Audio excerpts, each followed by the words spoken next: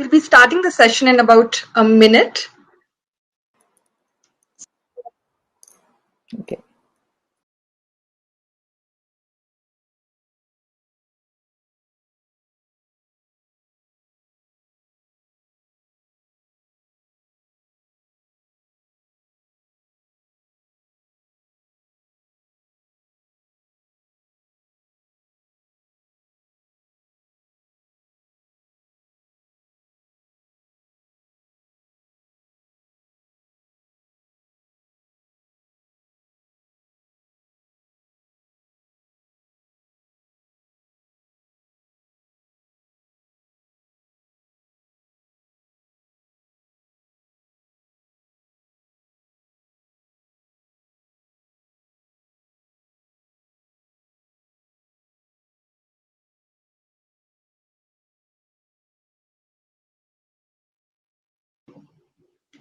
Our first fireside chat is In Search of a Story, live women journalist, conversations between Kalpana Sharma and Jahnavi Sen.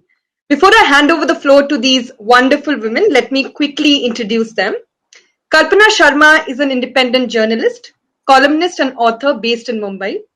In almost 5 decades as a journalist, specializing in developmental, environmental and gender issues, she has worked with Himmat Weekly, Indian Express, Times of India and The Hindu. She was consulting editor with the Economic and Political Weekly and readers editor with Scroll.in. Her column on gender, The Other Half, ran for 30 years, first in the Indian Express and then The Hindu. Currently, she writes a media column in newslaundry.com. We are delighted to have you, Kalpana. Jahnavi Sen is deputy editor and executive news producer at The Wire. Her focus is on issues related to gender, human rights, and labor. She is the editor of Grit, The Wire's special project on manual scavenging and sanitation, and has received a grant from the Pulitzer Center for Crisis Reporting for a series of articles on Indian prisons. I would like to hand the floor over to you to take the conversation forward. We are really excited. Thanks so much, Seerath. It's really nice to be here, and thank you to Dalberg and the Nudge for organizing this. It's a great opportunity to be able to speak to someone like Kalpana, who has been in the field for so long, and hear about her insights, because it's really a landscape that has changed a lot in the time between when she started as a journalist and when I did much more recently.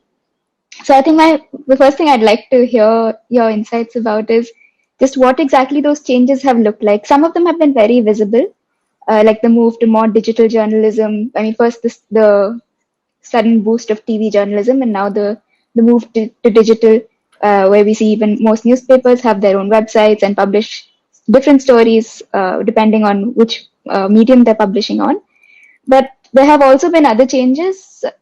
The business model of the media has always been largely the same, but how that impacts day-to-day work and reporting has perhaps changed. So I think what I'd like to get your insight on what has changed and what are the things that you think have remained the same. Are there still certain principles that you think all journalists are adhering to, that, or were they never there at all and it was always a sort of spectrum of beliefs and principles that went into it? So that's, I think, the first thing I'd like to talk to you about. Yeah, thanks, Jahnavi, and thank you for organizing this. It's very interesting because, we journalists, because we're so busy churning out stuff, we don't actually stop to look back and contemplate about the nature of our profession or these kind of things unless we're like prompted to do so. So for me, this has been an interesting exercise to look back. And Jahnavi, you and I, of course, are separated not just by, like 40 years, but also the kind of India we live in, the kind of India you were born into, the kind of India I was born into. And I say this because apart from, discussing, say, technology or ownership patterns of the media, very central to journalism is the political and economic context in which we operate. So I started my journalism in 1972, which next year will be 50 years. And I am very much the typewriter generation.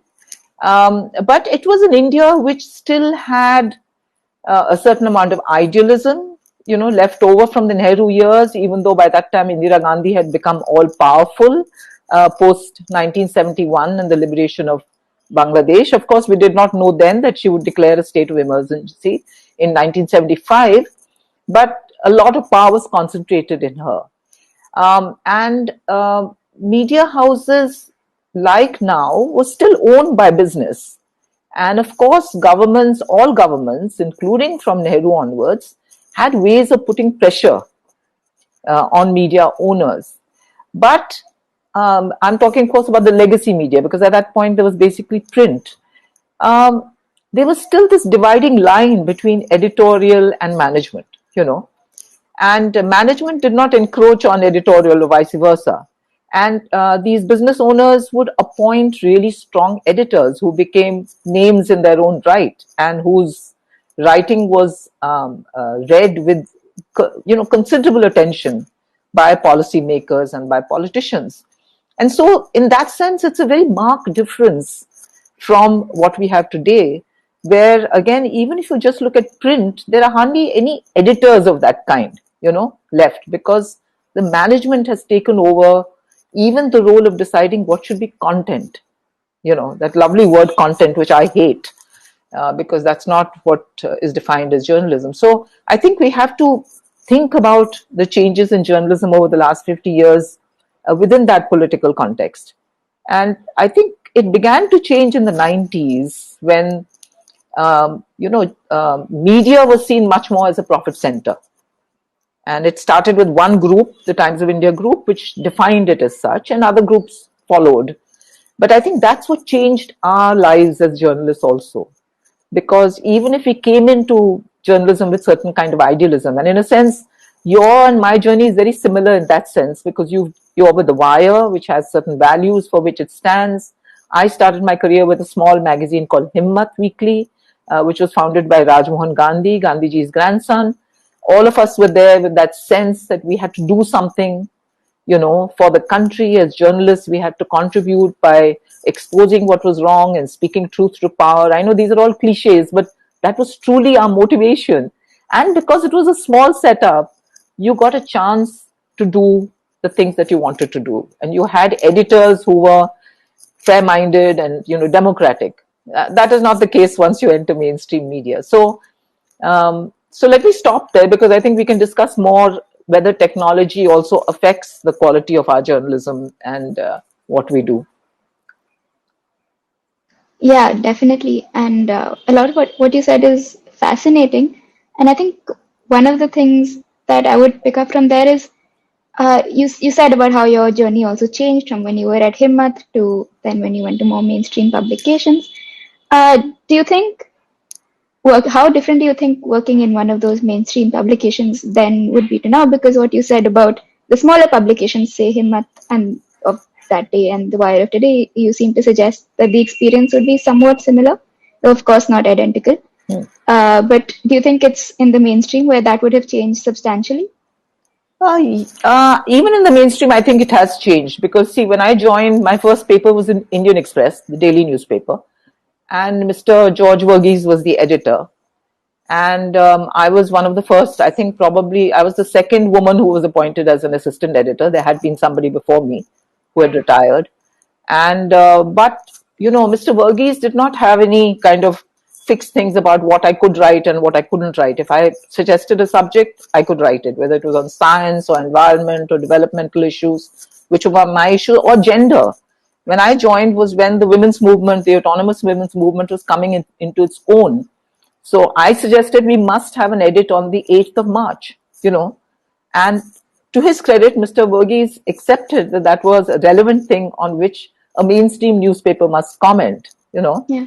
So I think those kind of things are not here now, And similarly with news, for instance, in the early 80s was when we first began to get news about dowry deaths, what are called dowry deaths today. But they came as just small news items showing that newly wedded women were dying in these mysterious kitchen fires. Now, the Indian Express commissioned its crime reporter and a senior woman journalist to together do a series of articles where they followed up on each and every one of these, so-called deaths. And they ran it as front page anchor, and those are all editorial decisions that are made not based on your market or who's going to like it or not like it, or whether the government will like it or not like it. It's journalism. What should be done. Similarly, at that time, we had a full-time developmental correspondent. We had a full-time environmental correspondent. Where are these people anymore? The Hindu, for instance, for years had a labor correspondent, an agriculture correspondent. All these areas that were considered completely legit for us as journalists to cover have gone out because now news has been defined as what sells your product. So then your market is what decides what is the content of what you produce. So people living in Bombay are not interested in floods in Bihar or poverty. So we won't write about it. That's the argument being made. Yeah. And like you said, these positions that in many organizations now no longer exist. I think what we've also seen over the last few years, at least since I have been working in the media, is there seems to be sort of a constant churn that is blamed largely on financial crises in media houses, where we often see large-scale layoffs, a lot of job insecurity. We saw it even before COVID, and then, of course, a very large amount of it during the last year and a half. And I suppose I'm wondering how that was in the period. Like, I think you mentioned that job insecurity was not as much of an issue, even if It was completely different, because we were called working journalists. I mean, we worked and we were journalists. Yeah. But there was actually a law called the Working Journalists Act. And so all of us who were employed under the Working Journalists Act, which gave us job security. We could not be just hired and fired at the will of the management. The management had to show cause why they wanted a particular journalist to be sent off. And the journalist had the right to appoint a lawyer and argue it out in labor court. And so I think that and of course, salaries were pitiful. They were very low. And we were in these grades, just a bit like a government office, where if you were an assistant editor, you were in that grade of assistant editor. You couldn't get anything more, whatever was already decided under the Working Journalists Act. So actually, in many ways, it also benefited the employers because they knew that they had this vast workforce at really very low salaries. But unions were not welcome, though all of us were unionized. And that is the thing that began to change in the 90s, because then you started getting these individualized contracts. So there was more money, and therefore obviously tempting for most journalists to go in for it. But it also meant that there was no guarantee that you had the job. At 1 month's notice, you could be sacked, and without reason, you couldn't challenge it. And unions just disappeared. There were journalist unions, so to speak. There is still a Delhi Union of Journalists and a Bombay Union of Journalists, but they have no impact on individual journalists who are sacked without reason. So at the moment with this COVID, the number of journalists who have lost their jobs literally overnight, entire editions of newspapers being closed and people asked to leave and asked to submit resignations, because then the management doesn't want to say they're sacked. I mean, this kind of thing could not have happened up to the 90s, where still the majority of journalists were under the Working Journalists Act. Yeah. I suppose related to what you said about unions and how they would take up the cases of individual journalists who were sacked, I'm wondering at a time when there weren't that as many women journalists, as you said, that you were maybe the second at a certain level of seniority. Were these unions involved in creating an environment that would help more women join the media? No, I don't think that entered the conversation at all. In the English language press, it's not just gender, but we have to think about both class and caste. Absolutely. So I think because the salaries were low, but yet it was a profession with some kind of profile, it happened that especially in the English language press, it was usually women with a certain amount of social capital who joined, and they did very well. I mean, they were well educated, and even if there were just a few, most of them did very well in the profession. It's only once, but in the regional language press, actually, the situation was very different. There were hardly any women. And by the way, even in the English language press, the majority of women were on the desk. There were hardly any in reporting. And those who were in reporting had a very difficult time arguing to be able to do the beats that they felt they wanted to do. They were basically shoved to health, women and child welfare, etc. But say you wanted to do the crime beat in the city, or if you were based in Delhi, you wanted to do politics, you wanted to do defense, even sports. Sharda Ugra, who's now the best known sports journalist, I won't even say woman Yeah. sports journalist, she was one of the first to start writing on sport. I mean, when she joined the Hindu, she was the only woman writing on sport in the Hindu. I'm talking about the 90s. So I Right. think, unions were not interested in gender equality. And but some branches of unions were. I mean, like in the Bombay Union of Journalists, there were a group of women journalists who actually fought for women to be able to do night shifts, because they argued that unless women can do night shift, the one who are on the desk, they will never be able to make a bid to be the chief sub, who's the person in charge of the desk. Because they'll say you don't have the experience of putting the paper to bed, what's called putting the paper to bed. And they really fought hard that the management should arrange either transport or should arrange some place where they could rest so that they could take the first train back in the morning. And it wasn't easy because it was not accepted. When I joined the Hindu, most of the women employed there, who were again on the desk, all left work by about 6-7 o'clock in the evening. There was nobody around late in the night. So I think these things did not change because of management. It was because Yeah. either women formed groups and fought about it, or in some cases the unions intervened, but very few cases actually. It was. I think some of what you've said is still visible in newsrooms today. There are a lot of women reporters now, but in many cases, the desks are still largely uh, manned, so to say, by women. Also the Uh, features sections, yes, I must tell you features that, yeah. too. Yeah, So yeah, all the like Sunday Magazine or right. any of those would always be mainly women, yeah. Yeah, and I think one thing we saw, especially over the last year, is how many of the health reporters are women. Correct. And maybe it was sold as a soft beat, but then there isn't, I would like to say there's no such thing as a soft beat really. But so many of them have done such remarkable work over the last year. But the fact that largely they were women working only in the health beat still says something about how beats are distributed, even today. And Yeah, I in think, fact, we had a discussion once where we were arguing that actually the hard beats are the ones where you require much harder work. So, environment, developmental issues, health, all these can't be done sitting at a desk. You have to get yeah, out, and you have to take some risks also when you go out. Whereas when you're on a political beat, you can just call up your sources, and file your copy sitting in the office. You don't actually have to go anywhere or hobnob with them in the Central Hall of Parliament or whatever. yeah, And the same with the business reporting, it's just meeting a few important people.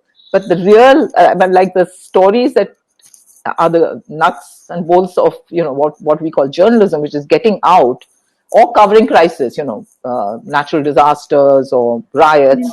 Those are things that are really hard work. So they should be right. considered the heartbeats and not the other way around. Yeah, yeah, definitely. Think, yeah, but the thing about the desk being largely women in many cases, it's complicated to decide where that responsibility lies, because it is definitely a much more backstage role, especially now when bylines are, I think, much more prominent than they used to be earlier in just legacy media houses and in the newspapers, where often there were no bylines in most cases. As now, I think, especially with the online media, bylines are much more prevalent, and journalists also have their own sort of personal followings on social media and such. And obviously, on the desk, you wouldn't have any of that. And I suppose it's intriguing to think where that distinction happens. Is it in the application process itself, where it's sort of a self-selective process, or is it that managers think women will do these jobs better and won't necessarily want the limelight? I think it's a combination of the two. I mean, I Yeah, think a lot of women who've done journalism self-select because by the time they get to the point of a job, maybe they're already married, or even if they're single, they feel inhibited in terms of, reporting has this thing about you don't have any hours, you don't know when you'll be sent out, and so they're a bit hesitant about taking on something like that. So it's usually those, at least my experience with dealing with women who go into reporting, is they were clear from the start that that's what they wanted to do. So even if some of them joined the desk, because that was the thing that was available at that point to get your toe in, they pushed to do stories and finally were recognized as fit to be reporters and given reporting jobs, or they would have to leave the organization they were working for and pitch to join some other organization where they would get a chance to report, So it's a bit of that. And I think my own observation was that things changed a lot in around the mid 80s, latter part of the 80s, when both the Telegraph, which at that point had started a Delhi edition, their bureau in Delhi was entirely women. I think there was one man, and they were covering all the major Punjab, Kashmir, all the ministries, etc. And Hindustan Times at that point, Kushwant Singh was the editor, and I recall that he hired, there were reporter vacancies, and overnight, a friend of mine who worked there said suddenly the newsroom was almost 50% women. And these women were just the brightest who applied, and so they got the job.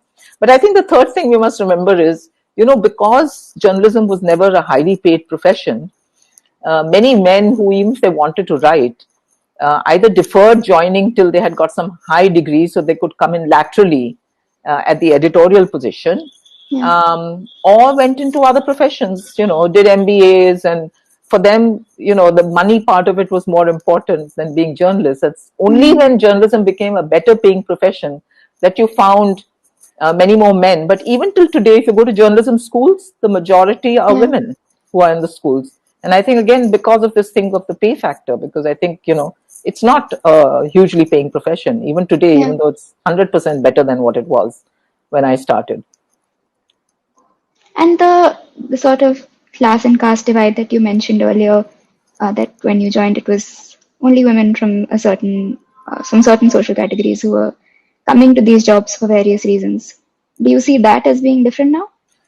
I don't think any detailed surveys have been done, Yeah. but there was a survey done, I think, if I recall, about 15 years ago, and maybe 10 years ago. And even then, in the English language press, the number of Dalits, for instance, was like you could literally count on the fingers of your hand.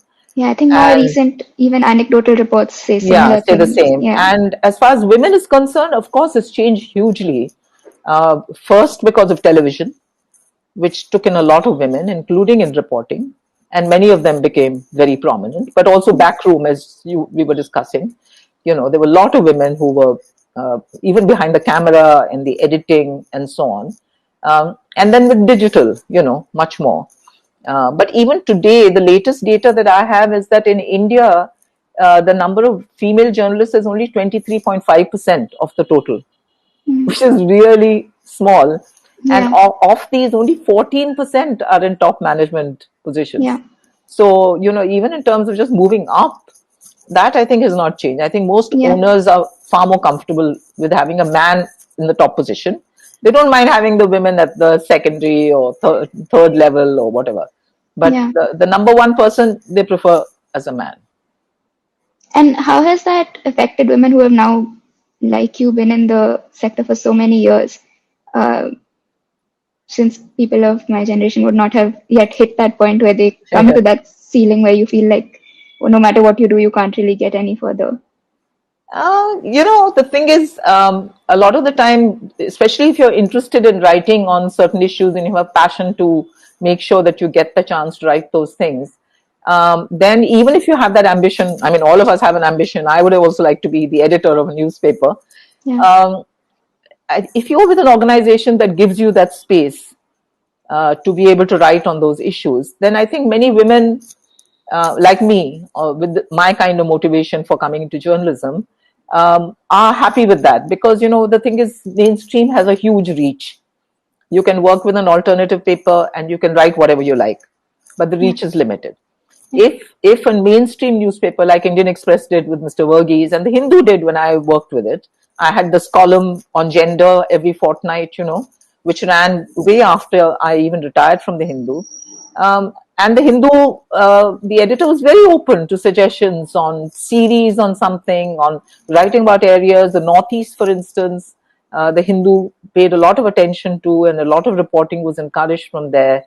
And writing about poverty, writing about developmental programs that weren't working, environmental issues, a lot of things. So I think if you find that kind of paper, even if there are always problems, I mean, there's no perfect place, I think a lot of us would settle for it. And I know that, again, in the 80s, a lot of women opted out of working full time, many senior women, for reasons of family. Maybe they had children at that time and they couldn't, or they had, were caregivers.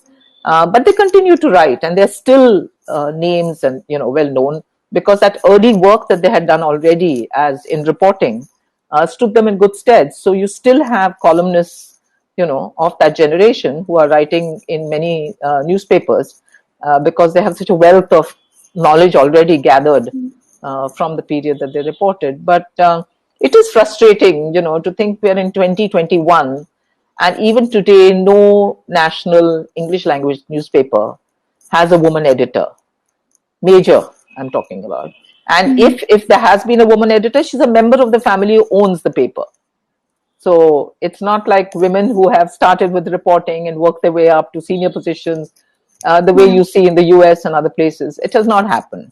And I think it's the same in regional language. Mrinal Pandey was one of the exceptions when she became editor of Hindustan. Yeah. And I know in Kannada there was a woman called Purnima who was editor of one of the Kannada papers. And there may have been a few handful, there's Patricia Mukim, who's editor of Shillong Times. But, you can literally pick out the women who are there, and there are lots of publications and papers. So, it's a good question. I mean, after all those years of working, at the end of it, you don't get that position. I mean, that is the thing. That is a fact. Yeah. So whether you feel at the end of it your life has been wasted or not, that is up to each individual. I don't feel my life was wasted just because I didn't get up to that position of what I would have liked.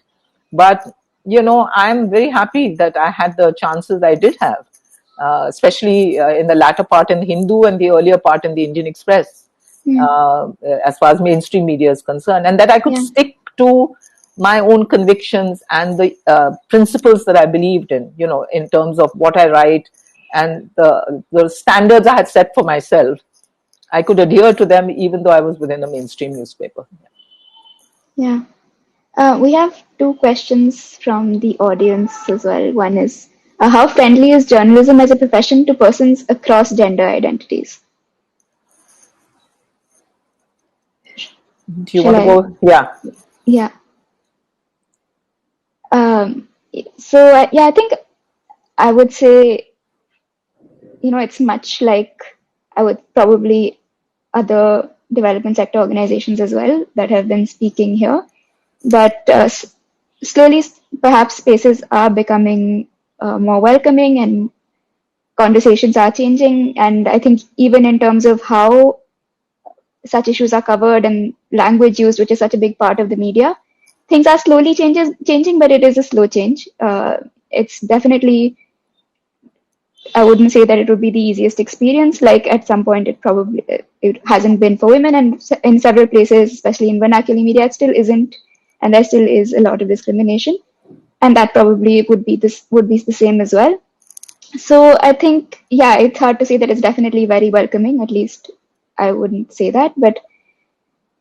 Or I also wouldn't say that there isn't any sort of slow change. I do think these conversations have started, and as they become more prominent in civil society, in other spheres, that does transfer to the media as well.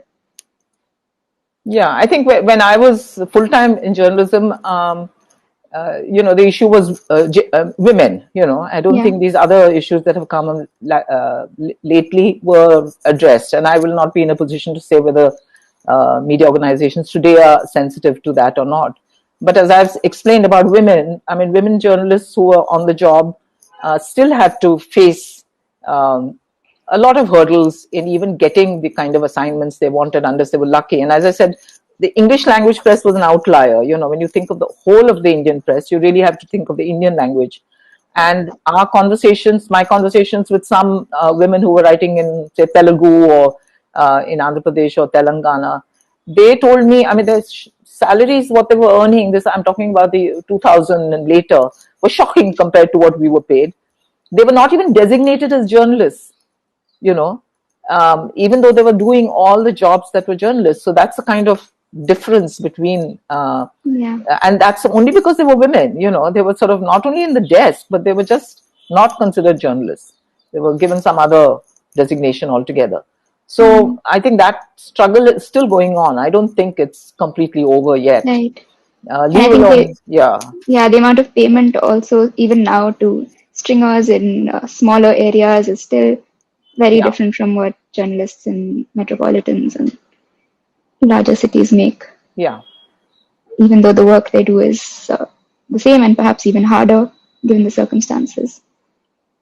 Another question from the audience is, in what ways have mentorship for women changed?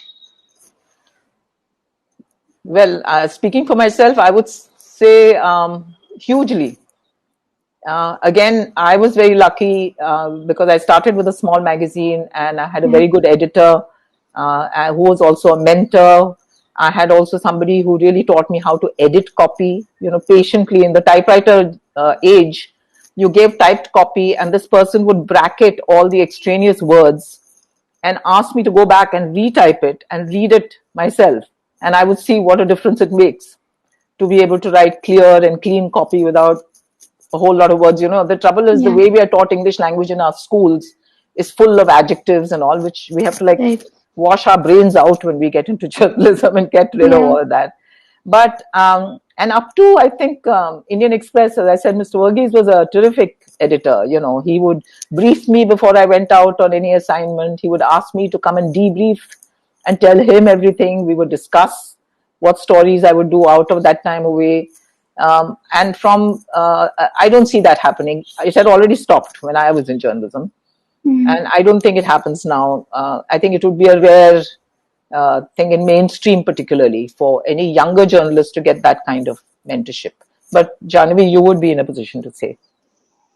I think perhaps one of the big changes is that from when we start out, we see so many more successful women journalists who have been doing amazing work for so many years, which perhaps if you were starting many decades ago, then you wouldn't have that, which is different from mentorship, but it does show you what the possibilities are. And I suppose you don't have to assume that there are things you can't do or won't be allowed to do.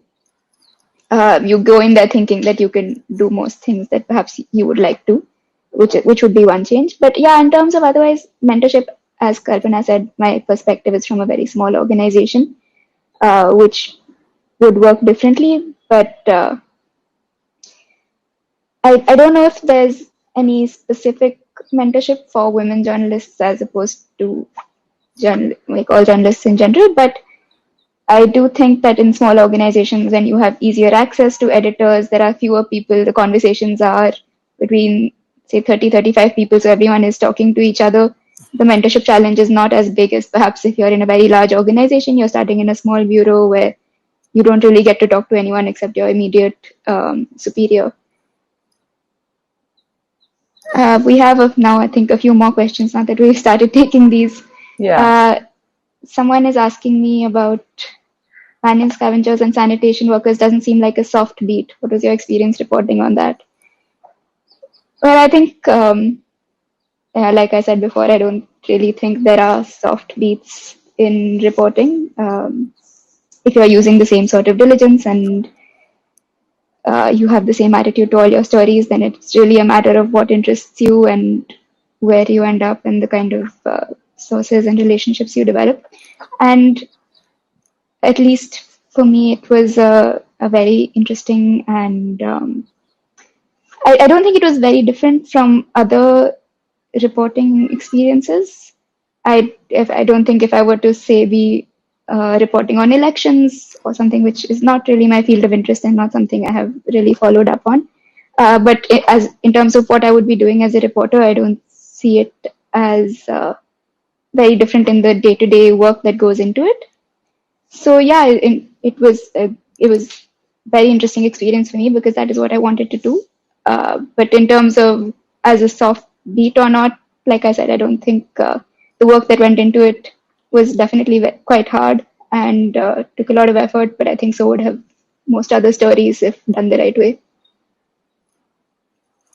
There's one for you, Kalpana, about what surprises you about Sorry, did you want to respond to No. something? What was that? What surprises you about journalism today?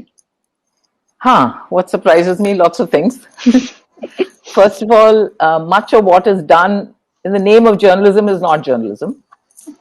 And I never thought that in my lifetime I'd reach a point where it's almost embarrassing to say I'm a journalist. And I'm talking, of course, specifically about television, which news, where there's no news. First of all, it's only opinion, and this category of these talk shows that have just occupied prime time on television is really, it's shocking. I mean, I don't know of anywhere in the world where you have the majority of your mainstream news channels doing what they do in India. And this is what people are watching. And therefore, the fact that journalism and news is supposed to give primarily information on the basis of which people can form an opinion. But in India, it's the other way around. You're given opinions, undiluted and all kinds of extremes without the basis of information. And even the information that is given is often fake information. And so I think it is one of the lowest points of journalism. But on the other hand, what surprises me is that despite this, and despite the fact that so much of mainstream media, including print, is now so much under pressure from both government and business because of the economics of mainstream media. You can't survive either with advertising, and now with the economy in the state it's in, you're not getting the advertising from the private sector, so you have to depend on advertising from the government, the way it used to be maybe 4 decades earlier, which means you toe the government line. If you want 21 pages from Yogi Adityanath, in one magazine like had those, you toe the line, you don't go too far. That despite it, you still find that journalists are breaking stories and coming out, and many of these are independent journalists, freelance journalists, Absolutely. who often at very low amounts, just because they feel passionately that those things must be written about, go out and investigate and write about it. And of course, they pay a huge price because many of them have cases against them, including defamation, sedition, and now UAPA, which is the terror law is being used against journalists. There's a young woman in Kashmir, Masrat Zehra, who's one of the few women photojournalists in India, done fantastic work, in a conflict situation. And she's landed up getting a UAPA case against her. Why? Because her pictures are exposing what is really going on in Kashmir. So I think, the kind of, we still have the semblance of a democracy. We don't have the emergency like we had the emergency which I lived through in 75 to 77.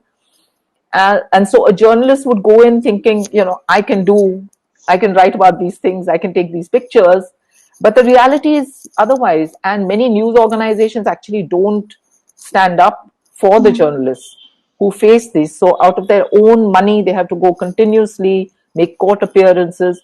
So, despite that kind of political atmosphere, and despite the fact that the owners of many publications do not back their journalists who do these kind of excellent stories, the fact that journalists are still doing that gives me great hope, because it means there's generation after generation of journalists who are still coming in with the commitment that their job is to speak truth through power, to unearth what is going on in the country, and to report it as fairly and as in depth as is possible to do. And I think as long as that spirit stays alive, one need not despair completely. Yeah. Okay, there's one question that I'm supposed to ask you, Jahnavi. Oh, okay. Which is, what question would I have for the new generation of journalists? In a sense, I've answered it, but I want to ask you. I mean, I teach journalism occasionally, and I'm always surprised when I ask, the first question I ask is, how many of you read a newspaper this morning? And of course, in a class of 50, like 3 hands will go up because nobody of your generation reads newspapers. You get it all on your phone. Yeah. But, these things that I'm saying, that, the passion and the feeling that I had when I wanted to be a journalist, do you feel that your generation, there are many who still come into it, or do they think of it as another profession, maybe a little glamorous, and that is why they choose to go in for media studies and thereafter to become journalists? I think there's definitely both, but I would say that I see a lot of interest in people in really wanting to do the kind of journalism that we're talking about, the kind of that, really trying to find the stories that are affecting so many people that maybe don't necessarily now have the kind of space for publication that they once did. But yeah, I do see a lot of that. Every time we have an opening at the Wire, we see a very large amount of interest in any kind of position. And I think the it's hard to say that people are just looking at it as a profession, because in some sense the dangers have increased. Like you said, the UAPA cases and things, that's not something you would necessarily have imagined a few decades ago, I would believe. Or the relevant law, data. So I think there is definitely the passion that still very much exists, and that is why we're still getting great stories from across the country. And of course, there is the notion that it's glamorous, but on most days it's really not No. glamorous at all, and it can be very frustrating, and there's a lot of waiting, and so yeah, I think I don't think that if you were living on the need for glamour, that this would sustain you for very long, especially in maybe in some newsrooms, but not in most. So I do think that for a large number of people, it still is a belief in wanting to do something, and then whether or not you're able to do it, obviously, it also then depends on the publication you end up in and all of that. But I do think that idealism still does exist. And I think Sirat is here to tell us that we are out of time. As much as I would love for both of you to continue, we unfortunately need to start a next session again, but it was lovely having both of you and looking at how much journalism has changed, almost to the extent that it's no longer journalism and access to women has increased, but yet there continue to be so many similarities. And I think what Kalpana you said on how there was some idealism during your time, I only hope that that idealism continues to exist for change to take place. But thank you so very much. And we hope to have you again on some other panel soon. Thank you. Thank you. Great. Our next session is championing others' rights and their own. We'll have two lawyers who led the 377 case. We'll be on it in a couple of minutes too, so please do stay put.